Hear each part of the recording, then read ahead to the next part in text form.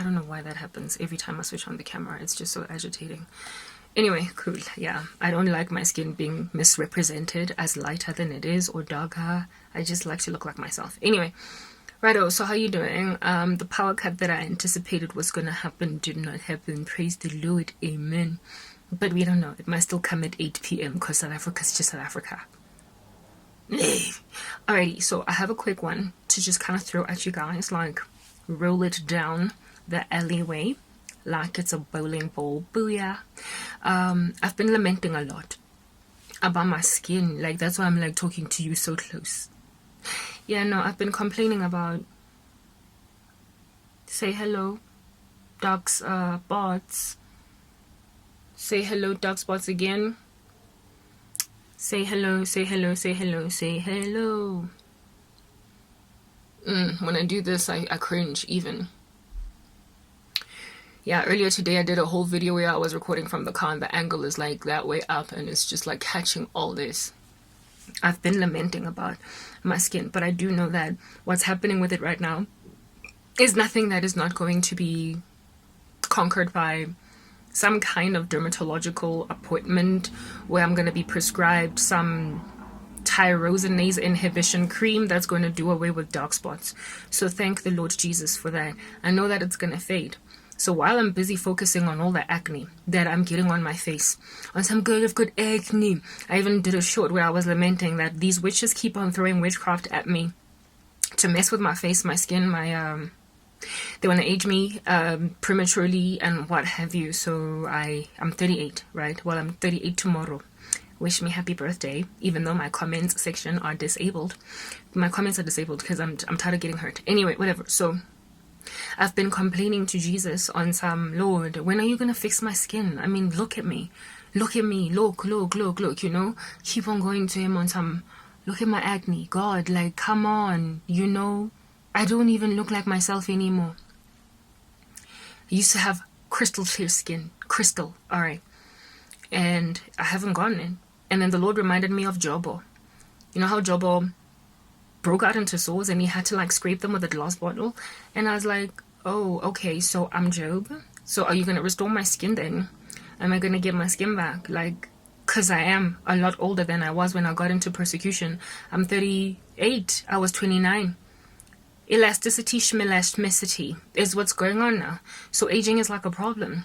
Are you going to restore to me my skin? And then the Lord said to me, McDonald's. He said McDonald's, guys. As in, I'm loving it. The Lord said to me McDonald's. I was like, what does that got to do with anything, Father? Am I supposed to figure that out? Come on, Lord, don't be so cryptic. The Lord kept on saying McDonald's, McDonald's, McDonald's. And so as I was walking around, I was like, what does that even mean? You know, the Holy Spirit, when he drops content into your spirit, into your understanding, you sometimes are like, and you have to enter into this like mission, embark on it to figure out what was said, what it means, like, you know, unpack the metaphor. God said to me, McDonald's, McDonald's, McDonald's. And then later on when I was doing the TikTok, where I was lamenting, well, I call it a TikTok, it's a short, you know, one of those shorter videos that I do precisely for the purpose of putting it on YouTube Shorts. When I was doing that little short, where I was lamenting about how I've lost everything. I lost my career, I lost friends, I lost family. Like, I'm just going through it, okay? The Lord reminded me in the middle of that TikTok, dropped more understanding. I get him earlier, he said, McDonald's. This time around, he said, suffering, loss, want. And then reminded me again, McDonald's. And I was like, what's with the McDonald's? I'm tired. I don't understand. So I decided to sit down and really just think about it. Think, what could that mean? What is the link of McDonald's to suffering, loss, want? I've been in this persecution for like 8 years. It's going to be 9 years next year in November. I'm counting, right? God willing, it won't be 9 years because I'm going to be restored, recovered. Amen. Like, share, subscribe, please, so I can get that done. Anyway, righto. So I was able to eventually put 2 and 2 together while I'm sitting down here. Because outside where I'm living, I'm like in the little shack where I'm staying right now, right? My family members walk up and down. My environment, me. They walk up and down me like ain't nothing going on. Like, my life is not just thrown away. Like, I'm not going through it. Like, this is not a travesty. Like, this is not an abomination. They be walking around like this is not, like, sad that one of our own is just living so badly. They have done this in front of me for years, and I'm like, okay. Including watching my skin do stuff like this. Okay. All right, ne? So outside, the things that they've been doing, like waking up, going to work in the morning, while I don't go to work. Waking up, celebrating each other, laughing, having conversations, visiting one another while I have no company, while no one cares for me. Another thing of that nature just happened. My baby sister, who is 21 this year, she turned 21, right, in February, saw my whole persecution. And she was still in primary school when I got thrown into this obscurity. And now she's out of high school. And she's 21. And she has been hooked up with a job by my mom at my mom's company. Some kind of an internship. I think it's the second or the third one that she's messed up. Because the first one or two that she was given, she got tired of it and just quit like cold turkey. Left on time. I don't want to do this. So strings are being pulled for someone that's kind of low-key irresponsible. She needs to like change her ways while I'm still sitting here gathering dust. And I'm looking at all these things and my heart is breaking. I'm shattered. No hate to my little sister. She is a victim of my mom and my older sister. They were irresponsible, and so now the kid does not know how to act. So I ain't got no problems with my little sister, and I think you guys can pick up that I try to protect her as best as possible when I'm chatting here, because her behavior is literally fashioned. She was made like this, to be this apathetic towards my cause. She knows no different, even though, frankly, she has the invisible qualities of God, and also to warn her of what's right and wrong, and her conscience, as well as maybe the observation of the lives of other families, how it is that hers is weird and she should know that it's weird. So she is without excuse, but I'm still nonetheless super merciful towards her, because she was trained to not like me. She's like a child soldier. You know how they train them to shoot and kill very young, and they think there's nothing wrong until they become 29 and realize that, oh snap, I killed some people. Next thing, they've got PTSD. My baby sister's facing a future of post-traumatic stress once she develops a moral compass from simply going through life, living and realizing that what she did is wrong. I feel bad for her. Anyway, whatever. But I'm kind of buffering as many blows as I can to tell her that, look, it's water under the bridge. On the day you decide to come around, it's water under the bridge. But this little girl, to me, she's still a little girl. Anyway, whatever, right? But she's 21 now, so she's a grown woman. Has this little job that my mom has given her, the third one that she's hopefully going to stay in, right? And with her little job, she's able to get basic things that I used to be able to get back in the day, like McDonald's, like Steers, like Debonair's, like new panty, like new toothbrush that's gonna make my teeth extra white, like just random stupid purchases, cover charge at the like club. Could be able to take care of that as an upcoming, you know, when you're still young and you don't have bills to pay, no rent, nothing. You spend your money on stupid things like indeed that new toothpaste, as well as cover charge at the club. So now she buys her own drinks, don't nobody gotta like, you know, buy them for her. Thanks to this new job that she has, that hopefully she's going to keep, because we don't want irresponsible people up in this business. You know what I mean? Anyway, my little sister has pocket money to buy takeout. My mom cooked last night. My mom cooks deliciously. Can't be throwing out no baby with no bath water. That's how I feel every time I'm eating my mom's food. Like, can't concentrate, okay, on anything else. She cooks divinely, meaning that with her food in the fridge, ain't nobody gotta go get no KFC. Not only does my mom cook divinely, her food is healthy. Like, she's all about that spinach business, all about that cabbage business, all about that, like all those like rainbow colors, they're on a plate. And she cooks for the week, and she knows how to be moderate with spices. She also gets very high quality spices that are hard knocking antioxidants. But basically, she's a healthy meal cooker.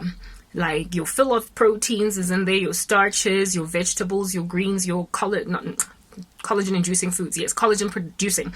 You get my point. What I wanted to rather say was roughage, like cellulose, all that jazz. It's all up in there. On top of that, she buys lots of fruit.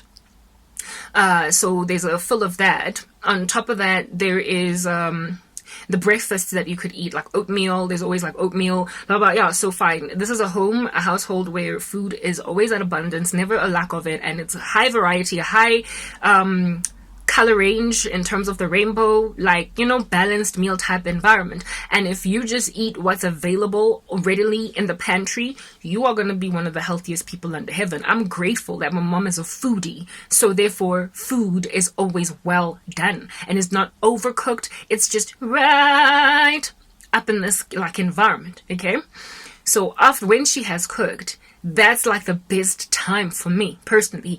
When she has not cooked, I tend naturally, inclination within me, just naturally, I incline towards junk. It's what I do. I've been doing it all my life. All my life. I will choose the donut over the apple. I will choose the slap chip over the spinach. I will choose the chicken mushroom pizza pie instead of the feta cheese and spinach pie, even though that puff pastry is in and of itself problematic. I will choose the blueberries on a cheesecake instead of just the blueberry alone. That's me. I have never been about that lifestyle choice. There was a time when a dietitian, because I wanted to lose weight back in the day, put me on a diet and I set up and I stuck to it, guys, and it was such a terrible time for me. I was so moody, I was hangry, I was snappy, I was feisty, I was fiery. And then the World Cup happened and I was like, evening is the World Cup, and I threw it out the window. So I'm not really good. Thank God I'm naturally skinny. Metabolism is quite high, so I don't get fat like easily, but I definitely am that high sodium intake girl, high fizzy drink intake girl, high potato starchy hard knock processed foods intake girl. I'm about those slap chips. I'm about that chocolate bar. Yo, like if I was a fat girl, I'd be so miserable because I'm gonna be on that My 300-Pound Life documentary. I'm blessed by nothing but a fast metabolism. Naturally, I'm skinny. Otherwise, I feel bad sometimes for people who struggle with weight that eat less than me, because I'm like, if only you knew how you could dump all that food in my stomach and it would just go out the other end. I feel bad because you actually try and you still struggle to lose weight, but I don't, you know. Yeah, I've seen, like when I was working at MTN, there was this girl that was there was this girl that was struggling with weight and she barely ate. Like, she was about that carrot business, that lettuce business, that green and like purple color salad for lunch only, with just a small little biscuit business, avoidance of coffee business, and she was still kind of chubby. And I remember one time she said she used to go to the gym a lot as well. She was like, now all I have to do is look at a cheesecake and I spread. And I laughed because it was funny, but it was not funny. I felt sorry for her. But I know that there are people like those. I've never had those issues, and that's the only reason under heaven why I have not been overweight in my life. When I was a teenager, I even had an eating disorder because I wanted to be even thinner than what I was, so I would like stop eating food. And even after my eating disorder, it did not mess with my metabolism. You know how an eating disorder can throw off your body's mechanics until such time that if you were a naturally skinny girl, now all of a sudden you start eating and you get fat. It didn't, like, nothing changed in me, and I'm grateful to God for stuff like that. Now, my mother is 63 years old. And if I tell you, my mom ain't got a single stretch mark on her buttock, okay? My mother never got a single stretch mark on her stomach until her last pregnancy, which is my little sister, who is a chunky 17 years younger than me. She was born when I was 16 and a half, okay? But with my older sister and I, my mom just bounced right back like Bo Kim Kardashian and Bo Kylie Jenner. I don't know how they do it, but they do it. All these Insta models that have a baby, next thing they've got like a waist that big. My mom was like that. Literally, pregnancy never ever wreaked havoc in her life until the last pregnancy, where she was now, I think, in her mid-40s or something, having my baby sister. And by her mid-40s, my mother had taken on board the eating habits of this world. My mom, born in 1958, was raised in a very humble household by grandmother and granddad. And in those humble households, they used to eat humble food. Humble food. Do you understand? They never used to bring anything into their bodies that were like, they did not have the luxury of buying takeouts like all the time. They had to eat what mom cooked. Like, that's it, deal. And my grandmother was also very hard, not DIY. She was very homemadey. Like, she used to make homemade canned peaches. Homemade, like, if you can buy it from the store, preserved in a can, my grandmother used to make it and bottle it. What? Star cook? That was my grandmama. She could show, like Jamie Oliver, a thing with her. You know what I'm saying? Nigella Shmaimela. That's my grandmother. great skills in the kitchen. So thank you, Mom, for doing the best that you can do for me. Cool at type vibes was my grandmama. Okay. And that's what my mother grew up in, and she also adopted some of those habits. And then in the beginning of her adult life, they were still living, you know, relatively okay lifestyles, and it was before the food industry went all random, ransack, hard knock, intense, and ridiculous, and feeding us all different kinds of things genetically modified, and making sure that all different kinds of mutated cells are in our bodies. So even when you went to a restaurant and ordered a steak, it was a steak. It wasn't something Bill Gates manufactured in a laboratory. So even with eating out, it was not as bad as it is in 2022. What's going on? But it started to get bad somewhere along the way. And so my mama ate takeouts. Her career improved. And so therefore she could afford, my lighting keeps on evading me, she could afford to buy takeouts and blah, blah, blah, wada, fish paste, and all these other kinds of processed foods that wreak havoc in our general constitution, like at large. Okay. And I guess divorce also made her eat a little bit more donuts. I don't know. Yeah, so with my sister's pregnancy, when she was having my baby sister, the most recent entrant into the equation, yeah, then next thing her pregnancy done looked nasty. Next thing she was stretching like a harmonica. Next thing her skin was looking all like inelastic. Next thing she was getting those stretch marks on her stomach. It's like, ah! Basically, one of those pregnancies that'll make you scream. She had the first 2 pregnancies, bounced back like Kim Kardashian, and the third one she was like, ah!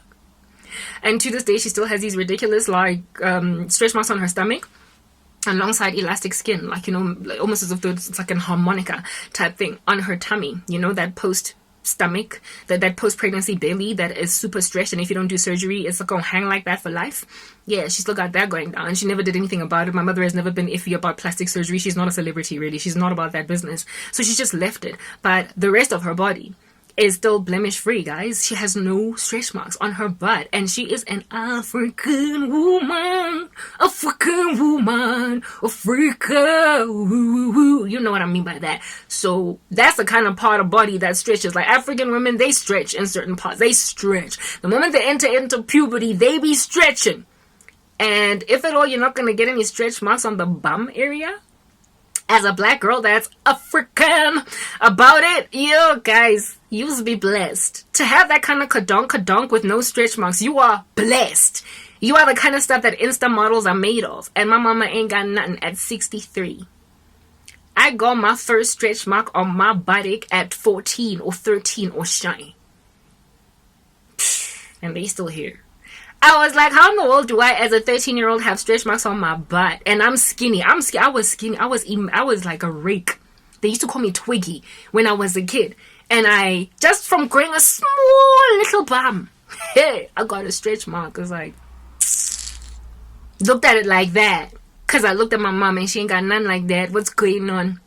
How does my mom, that I took after my body is my mom's. Like, my sister's the one that took my dad's body. I've got my mom's body shape, body genes are my mom's.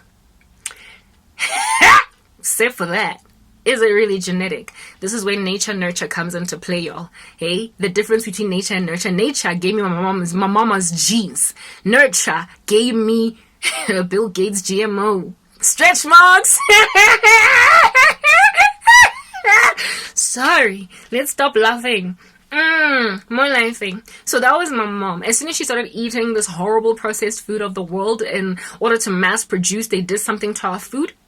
That's when she got a bad pregnancy. My little sister showed her flames in a way that I and my older sister didn't, right? And I was already been shown flames because who was not busy eating Pizza Hut at the age of 12? Who was not busy eating McDonald's as soon as it came into South Africa? I remember when McDonald's opened, it was so packed. So the queues were snake-like at McDonald's when it came to South Africa for the first time.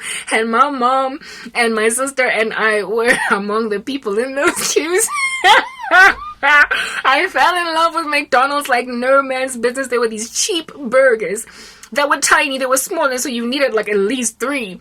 And I got addicted to McDonald's. That's why God reminded me of McDonald's. I got addicted to that American franchise food. as soon as it was all up in our business. And it's just, it never stopped. I never abandoned the addiction. I was like, it's not harming me because I'm still skinny. I have got the metabolism on my side. Told myself that that's what's good, so it's not going to do anything to me. When I was dating my ex-boyfriend, I was on Diane the pill. The contraceptive pill. And that was the first time in my life that I actually gained weight. And I was like, what's happening? What's happening? This is not supposed to be happening in my life. Hello, come on, somebody stop it. I didn't realize that it was because of the water retention created by the pill and the increased appetite. I thought that I was just growing into my adult body and I hated it. As soon as I got off the pill, when I repented and gave my life to Christ, I stopped fornicating. So I got off the pill. The weight just fell off, all of it. So basically my body never really lost its metabolism. I just went on some pill that messed with my body. All right. But I lost the weight right back. However, during the time when I was dating my ex, because I was eating so much excessively thanks to that hormone pill, my ex used to be like, yo, Karabo, one day that McDonald's is gonna show you flames, baby. One does, just you watch. My ex used to warn me because I was literally almost every day. I had a career, me, yeah. I had a job, me, yeah. I could go and afford and buy stupid thing, me, yeah. So I'm gonna buy McDonald's every day. I wanna cook for what? For who? You know, when feminism has had a field day with you, it's like, learn to cook for what? I ain't my grandmama. Yeah, so I used to eat McDonald's almost every day. And I used to order the Cajun meal, and I would ask for extra patty and extra cheese. And my ex was like, like, don't you dare say anything.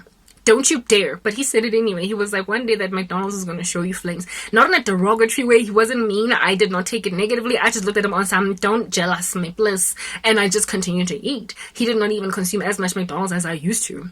I was a belover, if that's even a word, of Macadam's, yo. I'm loving it. I was loving that thing.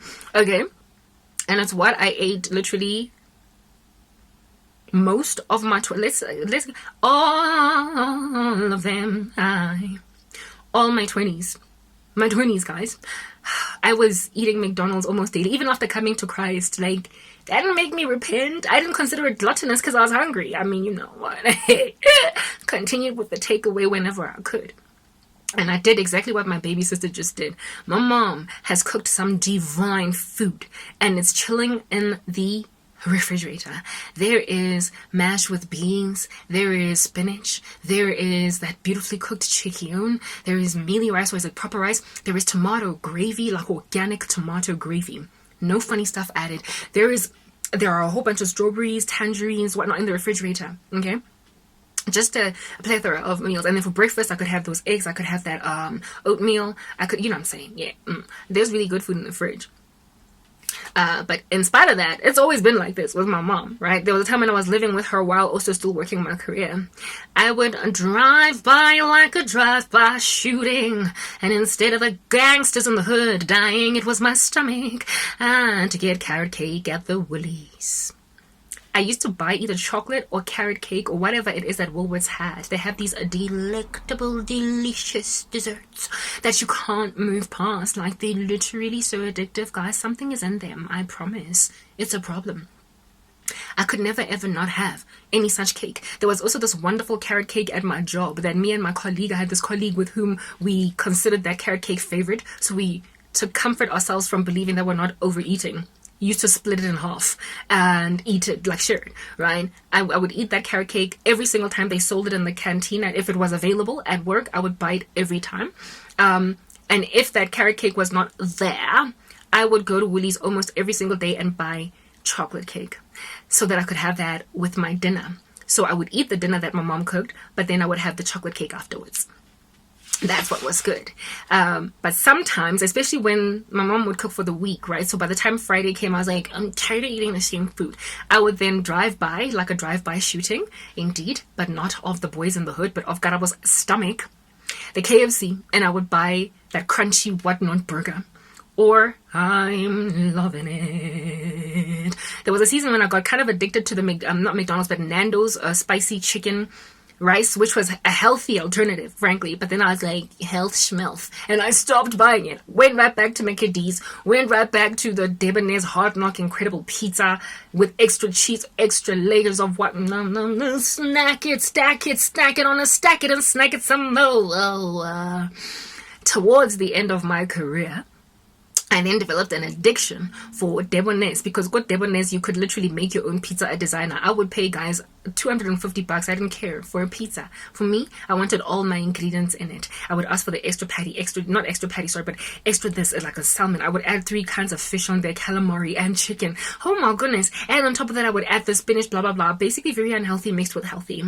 And that's what I used to eat almost every day, because I was stressed out. I was working so hard. I didn't have time to cook, guys. I was living in my apartment by myself at that stage. That pizza, like almost every day. And I would finish the whole box, because remember, my stomach, my appetite, huge for a girl my size. That was the girl's eating habits. I did not go to the gym. I was lazy for the gym because of the fact that I'm busy. Where am I going to find time for that? On top of that, it's so boring. Squash, smart. You know what I mean?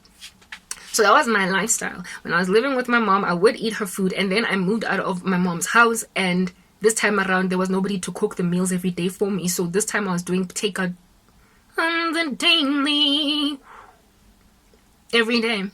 That's how I was eating, you guys. And among my most favorite under heaven food to eat was McDonald's. Like my favorite takeout was, I was loving it for real, right? Those were my eating habits. So even in the presence of bitter food, I still chose junk.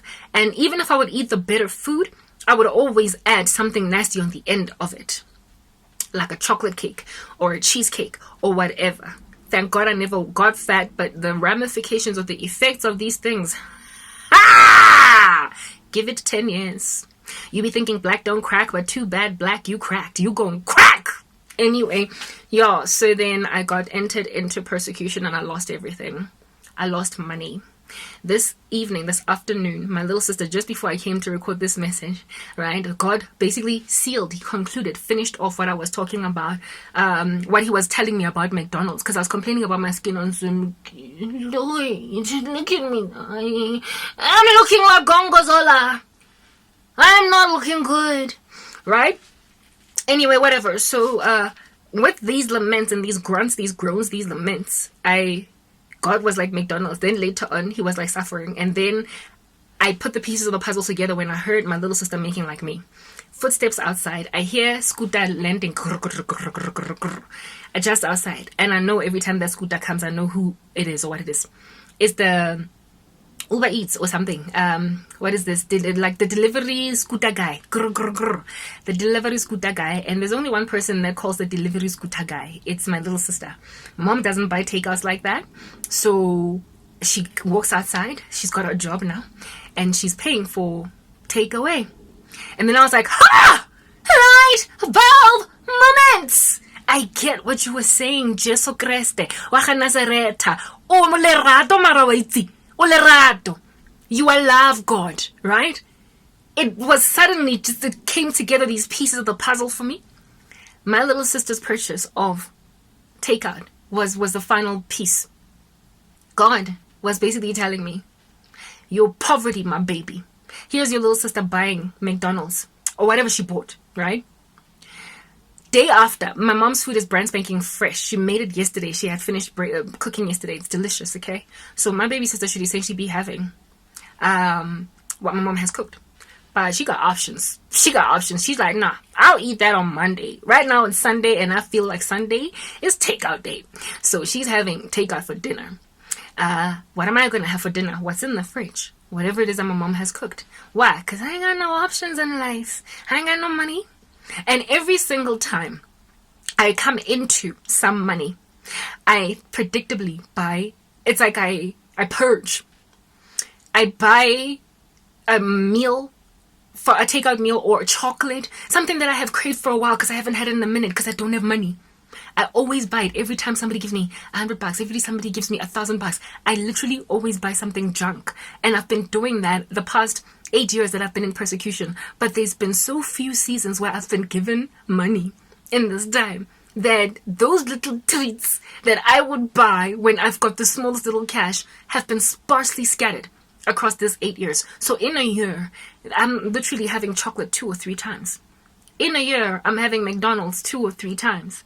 In a year, I'm having that andicchio pizza. I'm having that cheesecake, that caramel cake 2 or 3 times. Persecution has forced me to be healthy, not because I chose to. I was watching Weon, is it Weon? There's a news network with a funny name, Gravitas or whatever. Okay, and this lady, it's an Indian news channel, and this lady was basically covering the poison in our food, and she spoke about places called, I think, red zones or green zones or something on the earth. And she was like, these are the places where people live. They've got great longevity all the way into the hundreds of years, while the regular man on the street that doesn't live in these green zones lives up to their average life expectancy is like 70 years old. So basically life is shortened by a good 30 to 40 years when we live in these red zones where there's like lots of bustling traffic, lots of processed foods and whatnot. And the kinds of diets that these people eat in these green zones are basically naturally grown stuff from their farms. They drink they clean out their own cow's milk. They grow their own peas, apples. They fish from freshwater lakes. And they don't go through processing systems. They just eat what's available, like very natural old school hunter-gatherer type ways of lifestyling in these green zones. And that's why they not only have young skin at older ages, but they also literally get to the age of 100 or something. 200. No, maybe not 200. That's like pushing it. 130. Like they live until whatever is the maximum, push the envelope, age for us in this 21st century. Now God is not going to strive with men anymore. Our years are 120 years, so no more being Methuselah. You know what I mean? But to get even to that 120 years, you got to be living in a green zone. I think they call them green zones, right? And there are only like 4 of them or something on the earth in total where people live like this type setup thing, and how they've got this longevity. And God knew what people would do to my life. He knew how people would break me, shatter me, break me into a million pieces. He knew that they would deliberately try to age me. He knew that they would try to take away my youthful spunk, my splendor. He knew that they would take for granted that a woman after losing her 30s has basically lost any value at all that a man would ever want in her. So God forcefully put me in a green zone. He put me in a green zone without me being in a green zone. I'm in a red zone. I'm in the most opulently consumptive portion of South Africa, Johannesburg. I live in the capital, the financial hub of my country. And it is bustling. It's full of cities. I was raised in the most famous township in Africa, I.E. in the world, Soweto. I have been in some of the most urbanized portions of my country. I then later, after getting out of Soweto, was in the suburbs of Johannesburg. It don't get no worse than that. It don't get more urbanized than that in South Africa. Rural life, shmural life. I don't know it. I don't know nothing about no milking of cows and making mud huts, dung floors, nothing. That fetishized African lifestyle that's doing its rounds on social media that everybody is adopting and embracing and fetishizing. I proper for the life of you don't know nothing about that. So I'm not your typical African babe, if you want to say it that, because I got some gentrification up my alley like no man's business.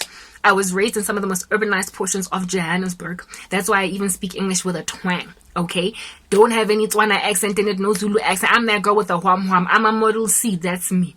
Okay, meaning that I was born for that McDonald's lifestyle. I was born for that Burger King lifestyle. If there is a franchise from the most obese nation in the land coming to South Africa, I'm the first to queue number 1 to test it out. I was raised in America. Thank you, son. I was raised in America. That is a combination of Africa and America. If you're living in Johannesburg, you're living in America. Is that basic? I am living in America. So I should be obese like Americans. Unhealthy hub of Africa. That's where I come from.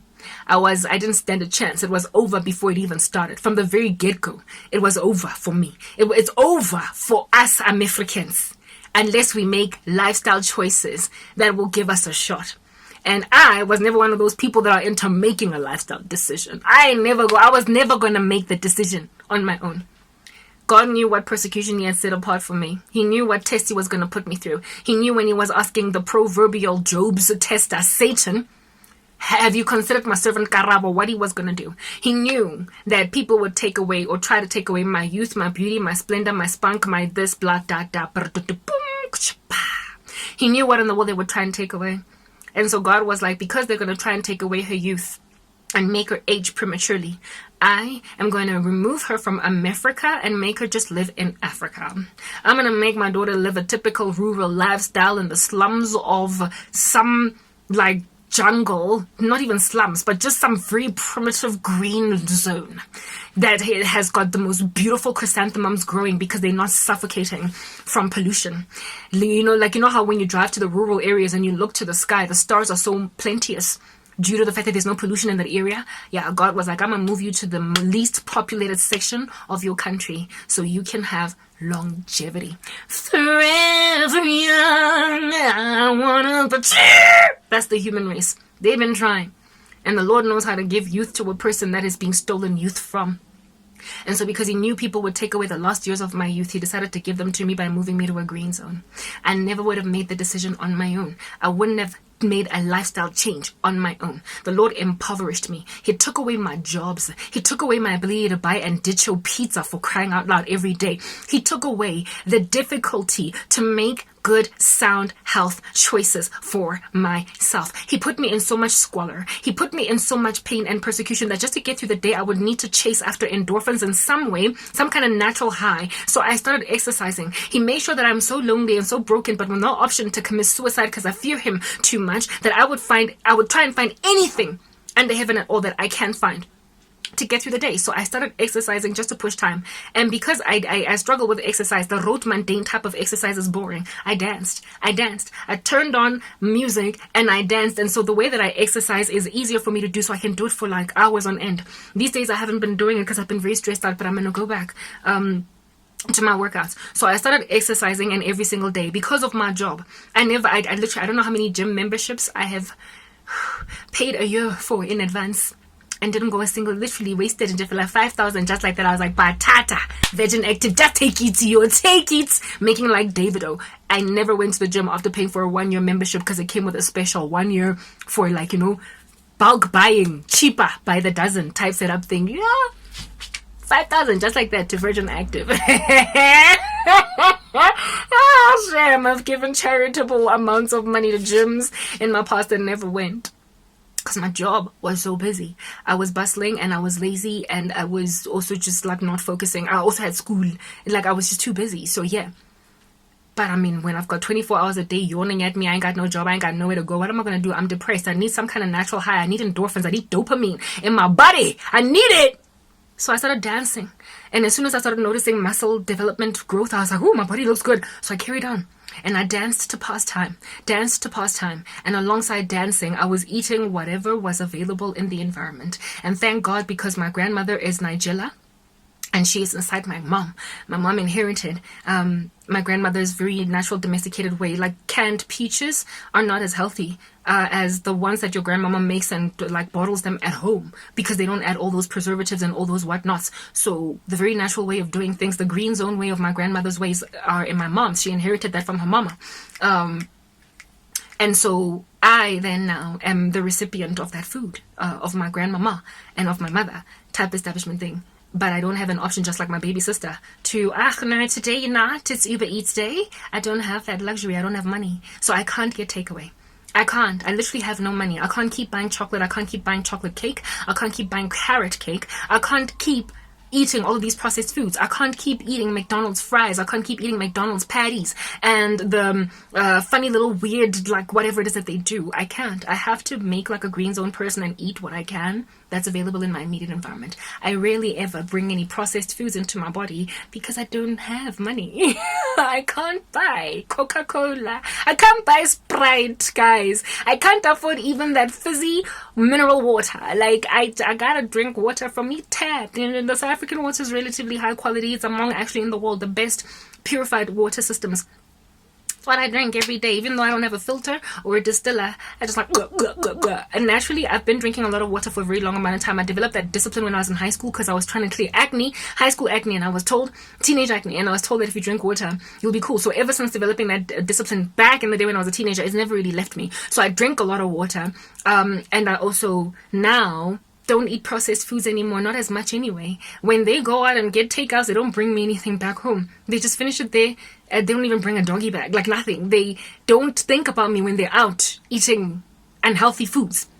I rely on nothing but what's here. And on Fridays, when the food is finished, the domestic worker takes the food that is left over in the fridge and she takes it home. So it is only on Fridays and sometimes Saturdays, depending on when my mom cooks again, that I go out on a limb to eat gangster food. Bread, like just lots and lots of bread. And even then, it's not as gangster as it could be. What I usually have in my bread is a bread and liver spread with like iacha, which is basically like mangoes and some fenugreek. So it's not even all that bad. Like there aren't even a myriad of wonderful ingredients in the fridge that can enable me to eat badly. Even when I'm eating badly, as it gets only as bad as bread. And lots of it. And I sometimes find after a weekend of eating bread, I'll have like one new pimple over there. Like, whatever. What am I supposed to do exactly? Okay, what? But I would not choose to make myself a salad.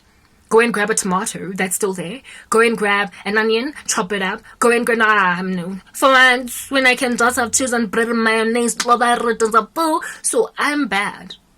But when you don't have a choice, you're gonna be good. And so the Lord did it for me. He gave me good eating habits without me choosing it. He made me poor. He impoverished me, made sure I can't afford to buy chocolate, and so therefore I would not eat chocolate for years. Now, how you know lifestyle choices, how you know food decisions have actually worked is if you do a long range or a long-term study. You know, like those studies in like psychology, fields of medicine where they're trying to test a drug, but they have to test it over literally life. They call them life studies. They call them lifetime experiments where a person's life is literally observed from a certain date, and even decades progress before the data can enable them to draw any kind of sound conclusion. Yeah. Those studies, especially in using twin studies, where the one twin is basically the control and the other one is the test subject. The control twin that basically continues in their life as it was versus the test twin who has been given not a placebo, but the thing that they're experimenting on. If you observe the differences in how they are over 10 years, 20 years, then you will see what happened because of the test condition and versus the control condition. I am the test twin. That basically a lifestyle change. Green zoning inside a red zone twin. While my other twins, I don't eat everybody else that was not thrown into the obscurity that I was growing up with at the same time. Other kids born in the 80s. I was born in 1984. So other people born 1981, 2, 3, 4, 5, 6 that are gonna start to age very visibly in their mid to late 30s. They are the test, they are the control subjects, the ones that continue to be able to afford their McDonald's, the ones that were able to continue to buy their chocolates, their cream donuts, and their whatnots. I wasn't able to do that. They threw me out into the street, made sure that I could only eat whatever is made available to me. There was a season when I was even also perpetually fasting, and whenever I did eat, I ate literally very healthy food because I did not have money to buy bad or unhealthy food. Yeah. And that is what has happened in my life. And so my peers, my fellow 38-year-olds, 39-year-olds, my fellow 37, 35-year-olds, 36, 34-year-olds, basically my age range group, give or take minus 5 years behind me and add 5 years ahead of me. So early 40s, late 30s, to mid to late 30s, all the way up until early 40s. We should all look more or less the same. Okay? And I am 38 tomorrow. Happy birthday to you. I'm 38 tomorrow. Test subject, Karabo. Made to live in a green zone within red conditions. And everybody that threw me into obscurity and squalor, they were the control subject. They were maintained with their lifestyles, able to buy McDonald's every 2 days, able to basically make the bad lifestyle choices that I did. And they either go to the gym or they don't. They either eat right or they don't, right? And whatever it is that they did, I wasn't able to do because of my conditions. So talk about Romans 8:28. All things work out together for the good of them who love the Lord and are called according to his purpose. They threw me in obscurity and squalor and so made me exercise like no man's business. So that's the first thing. And then after the exercise, they make sure that I can't eat badly. So I don't gain weight very easily. There was already something that happened with me naturally. But I've got such a high metabolism that at this age right now, like many of my peers are kind of, looking kind of fresh. They've gained some weight. They put on some meat. They don't look the size that they were when they were 22, now that they're 37. You know what I mean? They're a little bit thicker. I am not.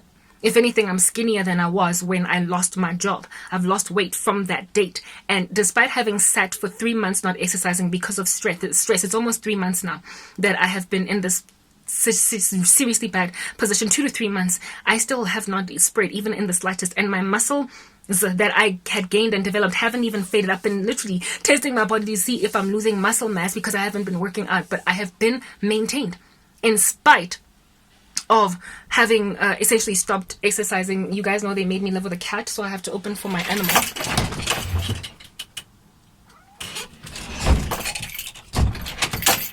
Righto. So Cat, whatever you do, do not be a distractor of me. Okay, righto. Aye, Cat. Those were the cat's legs, just in case you were wondering. Oh my goodness. What does the life that I live, does it have to be like this? Well, my cat just makes it into the frame, even though I wanted an empty screen with nothing but me in it, but I have a cat, so I guess we just deal. Okay, the cat heard the song and finally moved. Okay, cool. Right, so the Lord has been the one to keep me in this way. Potiphar's wife decided to scream, cry wolf where there was none, and accuse me of things I didn't do. And now in prison, I can't eat anything but prison food. But prison food is healthier for a sister. So undermine me as much as you want. But those people that were able to maintain the ability to afford anything at all in life continue to purchase things that were bad for their bodies. God knows the intricate biology of human beings. And so he knew what would be the thing that would need to be done in me and for me to basically handle my enemies who would try and take away all my 40s. He put me in so much poverty that a combination of exercise and good eating and restrictions that would make sure that I can't eat badly would make me look significantly younger at 38 than my fellow 38-year-olds. And so young do I look that I look even younger even than women that are younger than me, and men. Like, as in 30-year-olds, 31, 32, 33-year-olds. I look younger than some of them. I look younger even than some people in their 20s. Because the Lord has seen it fit to maintain me. Because that's exactly what people were trying to steal from me. My youth, my beauty, my splendor. Out of jealousy, they were like, she's going to age. And they're still to this day leaving me destitute, going nowhere. All they've done is break me out into acne. All they've done is give me, blemish. That's all they've done. But they have not actually taken anything away permanently. They have not creased my face. They have not given me crow's feet when I smile. Even when I smile hard. I don't develop crow's feet. They have not caused creases that are visible on my forehead. Lines that you can visibly see up my forehead. Because of how stressed I've always been. It's like I'm bouncing back. When I smile, I don't have to, upon releasing my smile, have to worry about lines being left on my face. Literally, I am as elastic as I was at 29, 28, 25. And the thing that has done that is living in the green zone. By force, even though I am in the reddest zone in my particular country, that is South Africa. Father in heaven, put me in suffering. And the suffering made sure that I can't eat as much McDonald's. And that lack of McDonald's, alongside a mix of some exercise, has made sure that I look like this at 38. Well, 37. Like these days I hold on to my 37, to my birthday that is younger.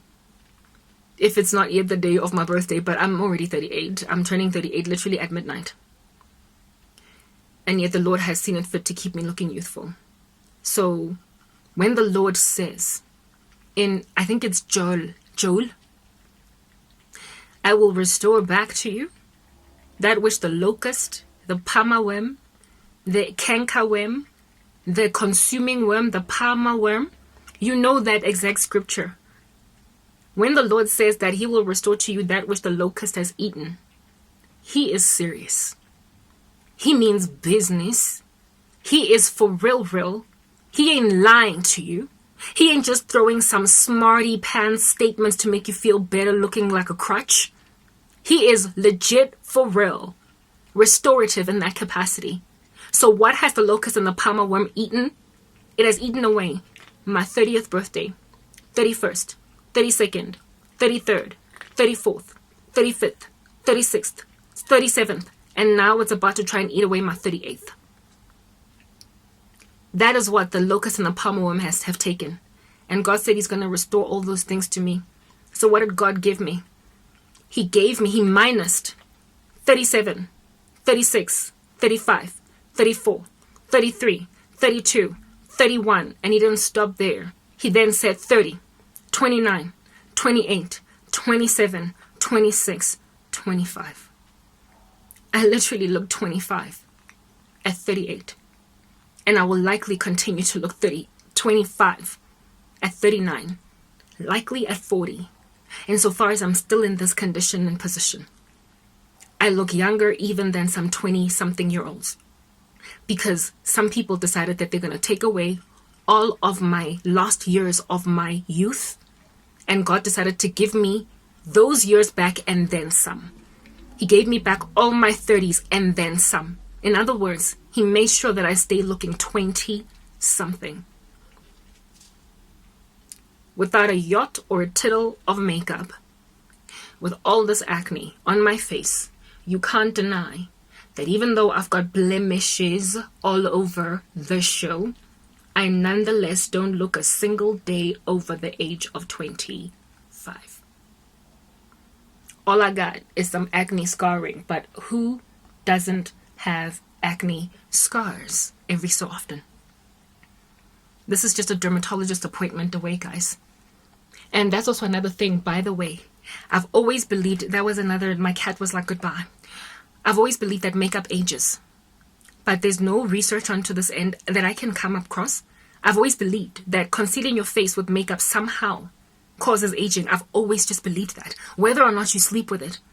Back in the day, I never used to wear makeup. I never used to do face beads, but I did wear eyeliner, mascara on my eyes. I'm too poor to afford it. Plus, I don't have time to be putting on mascara when I'm hurting too badly. I'm going to have to wash it off. I don't have the right wipes and micellar water and whatnot to remove the makeup off my face. So I don't want to have to sleep with makeup on and so therefore exacerbate aging, which I'm freaking out is happening at the speed of lightning, right? So even though I used to wear mascara and eyeliner, I didn't even wear that. I was still wearing it in the beginning of my persecution. The first, I was put in this position in 2014. I was still wearing some makeup every time I would come and do a video. But I got so exhausted from persecution, I didn't have time to stand in the mirror and wear makeup. I literally did not have time. So I just left it out. Therefore, I don't do any face beads. And I also don't even wear eyeliner, mascara, none of that. Not because I've chosen to, but because persecution has made sure that I can't. I don't have money. Not only do I not have money, even if I have leftover eyeliner or mascara, there's too much bacteria on there for me to keep putting it on my eyes. I can't continue to refresh my stash. So I'm just doing life without makeup. It's made me insecure. In the beginning, I was very insecure because I was always wearing eyeliner, but now I don't care. This is my face and I'm used to it. Okay? So not wearing makeup has also proven that makeup likely does contribute to aging. It does contribute to aging. Even if it's the smallest amount of makeup, like eyeliner, and especially because the eyes are the ones that age the fastest around, like the skin around the eyes is the one that catches up first to aging type thing. I stopped wearing that, like mascara, eyeliner, all that. I stopped wearing it. I've worn it in the season of persecution perhaps like 5 times in total out of 8 years because of a job interview that I had to go to that didn't work out, or maybe just experimenting with makeup in my channel. But it's been, like I said, just those few times. And in stopping with makeup, I believe that has also prevented aging. I don't have proof. The only proof I have are the control set subjects that were still busy wearing their makeup, still wearing their eyeliner, still wearing their eyeshadow, still rocking their whatever it is that these people put on their faces, the falsies. I don't think falsies contribute to aging, but you get my point. The whole makeup thing, I mean, it's being so proliferated right now on the earth. These face beats, the whole makeup revolution that has taken off the past couple of years, all it's doing is aging young skin prematurely. I believe makeup is an ager, guys. I don't know. I'm not saying women don't wear it, but I am saying preserve your face. And my mom is 63. She ages so gracefully, and she has had a reputation for aging gracefully. My mom has always had friends that were 10 years younger than her, and nobody knew that she was older than them. If anything, they always thought she was younger than them. And this is because she went to university much later, and many of the friends that she made were in varsity, right? That youthfulness of my mom is precisely also because she's never been interested in makeup. She's never worn it, even like eyeliner, all throughout her life. My mom, even though she's had some friends that really loved makeup, one of her best friends is a face beat, like from all the way going back into the 80s, you know, back when blush was not blended. It just looked like these two round circles that are red on your face. Like friends of hers that were into makeup like that from back in the day are still wearing it to this day. And there was a meeting that they once had gathering with one another here, and I looked at the one friend and I was like, my goodness, how much you have aged, even in comparison to my mom. And this is a woman that is 10 years younger than my mother. 10 years younger than my mom. So it is genetic, but it is also nurture. Nature versus nurture. The Lord gave me nurture. The Lord basically gave me my mom's upbringing, despite the fact that I was born a generation later.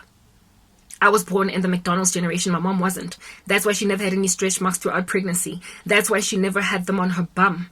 That's likely why, I don't know, guys. Like, I'm still, you know, yes, of course, I haven't had babies. I haven't fallen pregnant. I don't know how my skin is going to react to pregnancy. But this season of basically purging the darkness of the food industry out of my body likely has made sure that by the time I do fall pregnant, I will likely, even though I might even be in my 40s, have such a beautiful bounce back, like elastic pregnancy that it would be shocking for a woman in her 40s to basically carry like that. So everything that people have taken away from me, the Lord has just gone on right ahead to like restore right back to me. He gave me the upbringing of our parents. You know how they stayed young for so much longer with no stretch marks, growing on their buttocks and what have you. He has given me the splendor of youth, of those kids growing up in an era or a time where food was yet to be as badly processed by the food industries of this world. He gave me the lifestyle of a teenager growing up in the 50s, except I was a teenager growing up in the early 2000s. But he gave me the lifestyle of a teenager from back then, so that I would make for a beautiful older woman. And it should also help you guys. If at all you're not from Africa, just go and look at many African moms. Many large parts of Africa are still richly poverty-stricken. And just because you see somebody coming on social media from Africa looking like they've arrived and they're living in a big, fat, beautiful apartment, a lot of Africans have such humble beginnings that they don't know what takeaway is. They did not know what takeaway was until they got to the age of 22, when they got their first job, or 23 or 24. And they still maintained many of their upbringing ways of cooking and also upbringing types of foods. They still maintained it because, you know, ain't nothing, no place is better than home. So upon remembering what mama ate and daddy fed you when you were still a teenager, you likely will continue to eat that way when you get older.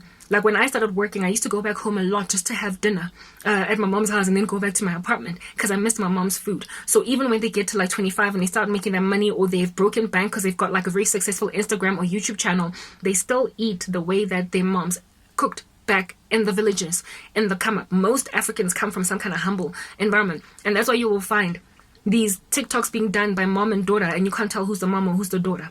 And you will find it a lot of times happening in African videos on the internet. It's because of our humble beginnings. It is because we are living somewhat green lifestyles, because we are yet to be excessively modernized and gentrified. Many of us still come from very, very foundationally arid, in terms of like infrastructure regions of Africa.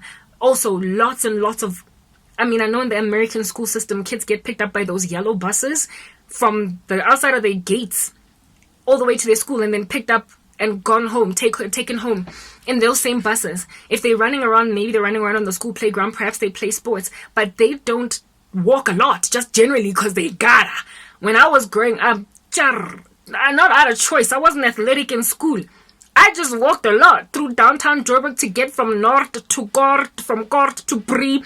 I just walked a lot from where I got off from the taxis to go home because it was often a whole kilometer. I walked in the blazing sun, and despite the UV rays that slapped me, I nonetheless was getting in all that exercise. As a kid, I walked more than I would appreciate, because transportation was always so far away or hard to come by, and we were independent in that traveling, in the sense that mommy ain't taking us to the bus stop. We are going there on our own with a friend from next door, and we need to make sure that we walk in a way that is against traffic so cars don't hit us. Like that level of independence of children. And so fitness early, unchosen, forced fitness, because you got to walk those ridiculous distances just to get to school, also dwells in the African community a lot. And so what the results of it are in older years. My mom looks ridiculously fly for a 63-year-old. Even though she's a wicked woman, she needs to repent, give her life to the Lord. She does, however, have the benefits of having grown up in that kind of green environment. So I guess the thing that is worth your while is, even if your kids don't walk a whole bunch, you need to like get them into walking around your neighborhood and just on a walk, like a family walk. Get into stuff like that if they do get picked up by a bus in the morning.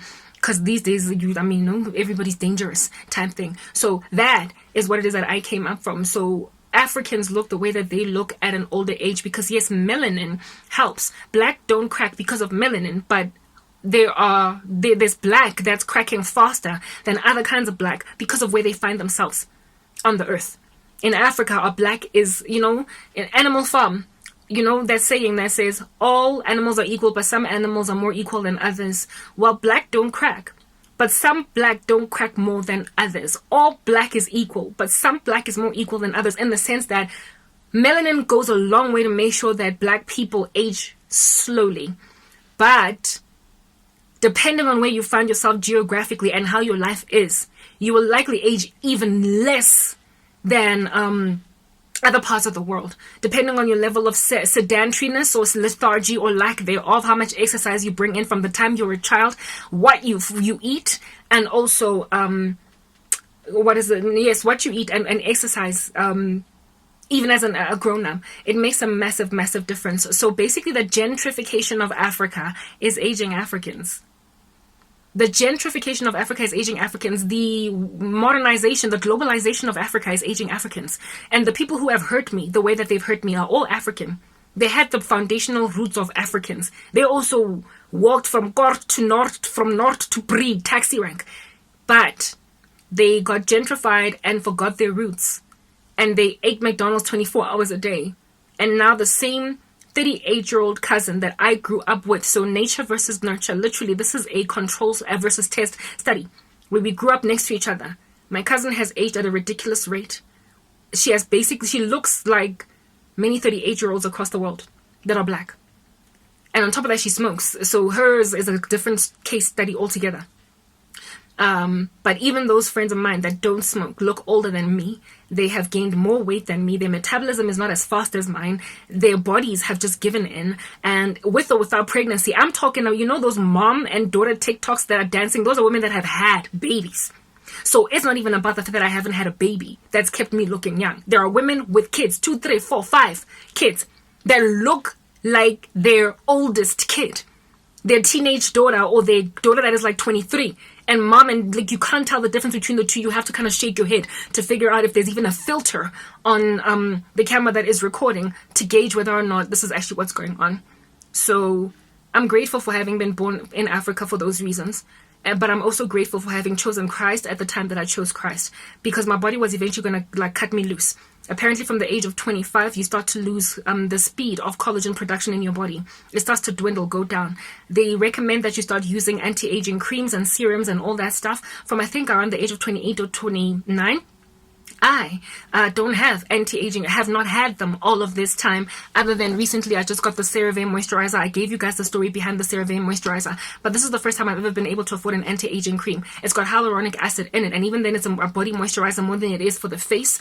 The ones that are directly for the face, I could not even dare come near them because they just are ridiculous in terms of their price. But what I have been using not only food, but also there's a leaf of aloe vera in the garden that I just put on my face. I have not even had the benefit of using skin creams that plump up the skin, that function like Botox on the face. I have not even had the money to buy them. I've been frustrated, literally going to God on some, Father, I am going to age ridiculously if you don't get me money quickly so I can go and afford that ridiculous cream from, like, Neutrogena or whatever, that ridiculous cream from whatever might be the company, Eucerin. Help me so I can, start to prevent the effects of aging. I understand that I was already at an age where I was going to start buying anti-aging creams based on the advice that I got from dermatologists and whatnot across the world, but then I lost my job.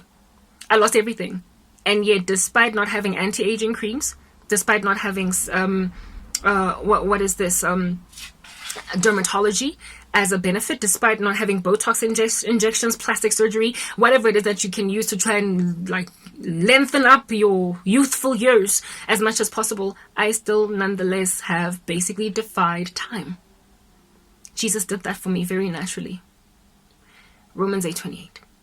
All things work out together for the good of them that love the Lord and are called according to his purpose. I didn't intend to speak for this long, but I did, just to help you guys know that, guys, if things look bad, like terrible, ridiculous, you need to listen to the Holy Spirit, tune into what Jesus is saying, and he will tell you first McDonald's, and then he will say suffering, and then your little sister will walk outside going to go and collect a takeaway.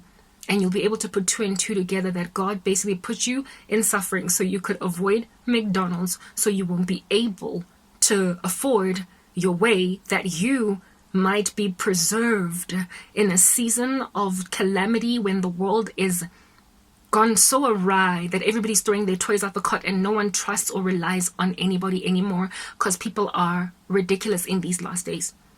Trust Jesus in this terrible time, because God has literally taken his daughters and his sons out from the main light, the limelight, because he saw that the next 10 to 15 years is going to be so terrible on the earth that my sons and daughters are going to struggle to find wives properly.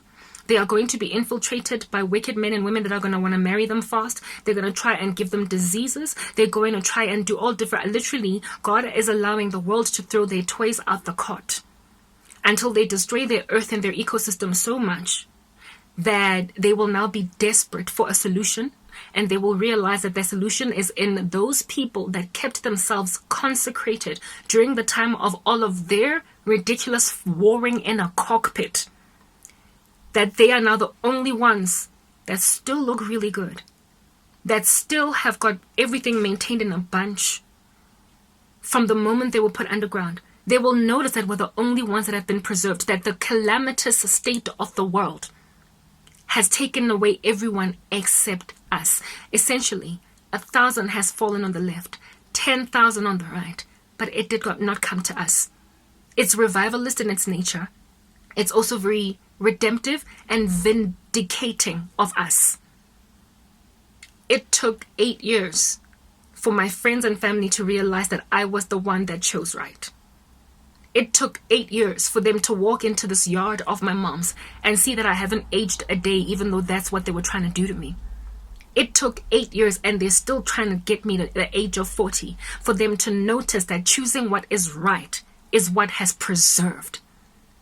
So they will first go through a season of denial where they will want to force things, but it's going to get them to the end of themselves until they bash their knees on the ground and repent. They're going to realize that God ripped them apart, blew them away with their own sin. And now they look 43 at the age of 33. They will age at the speed of lightning as well because of their sin. Repentance is rejuvenating. The spirit of life restores cellular function, but the spirit of death does exactly that, wither. So when you're still walking in the soulish, fleshy, earthly, fallen nature, you are subject to the death that comes with it. And as delayed as it might be, it nonetheless eventually catches up, and you start to see death impending through something called what? Aging. The Lord has shown that I am Lazarus, and that the rest of this world is Judas. They die, while I rise from the dead, despite people having been having left me for dead. So I entered into this whole discussion about my skin and about McDonald's to help you understand what God has been doing all along. Do not be frazzled by what appears to be your stagnated state. God is likely preserving you more than he's just leaving you be. Allow him to make you look 25 at 38, just like Tranquil. Don't freak out, don't fret, don't front.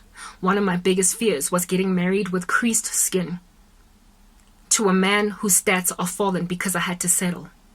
But at this point, if I got married tomorrow, I would still make for a very beautiful, young-looking bride. I still have everything I need for my wedding day to be glorious.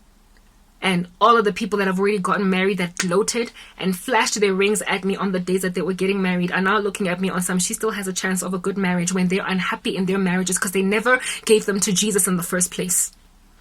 Literally, the tables are turning. Now I'm going to go take a shower. I have a feeling the power is going to be cut at 8 p.m., but I'm done talking. I love you in Christ's name. Tranquil, stay away from that McDonald's. Peace.